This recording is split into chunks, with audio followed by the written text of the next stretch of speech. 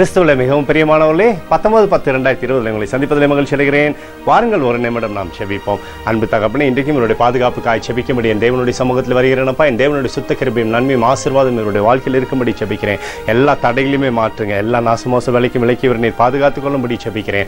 இயேசு கிறிஸ்து செந்தின பரிசுத்த ரத்தத்தை இவர் மீதும் ஒரு குடும்பத்தின் மீதும் ஒரு செய்கிற சகல காரியத்தின் மீது பூசுகிறேன். ஆகவே இந்த நாள் முழுவதும் பாதுகாப்பு கிருபையும் அன்பும் ஆசீர்வாதம் இவருடைய வாழ்க்கையில் இருக்க போவதற்காக நன்றி அப்பா. என் தேவனுடைய மகிமை மாத்திரம் இவருடைய வாழ்க்கையிலிருந்து செயல்படட்டும். ஆசீர்வதிங்க. சங்கீதம் 119:77 படி உம்முடைய வேதம் என் மனமகிழ்ச்சி என்று சொல்லி எழுதப்பட்டிருக்கூடிய வார்த்தையின்படி அப்பா இவருக்கு உம்முடைய வேதத்தை என்னை போதித்தரலும் ஆண்டவரே. உம்முடைய வார்த்தையின்படி நடக்கும்படியான ஆசீர்வாதத்தை தந்தரலும் தகப்பனே. சகலத்திலுமே நன்மை கொடுங்க. உம்முடைய கிருபை ஒன்றே இவரை வழி நடத்தட்டும் அப்பா. ஆசீர்வாதத்தை இவருடைய பேரை நீர் பெருமைப்படுத்தும்படியாக செபிக்கிறேன். நேற்றும் இன்றும் என்று மாறாதவராகிய இயேசுவின் நாமத்தில் உபகொடு செபிக்கிறேன் நல்ல பிதாவே, ஆமேன்.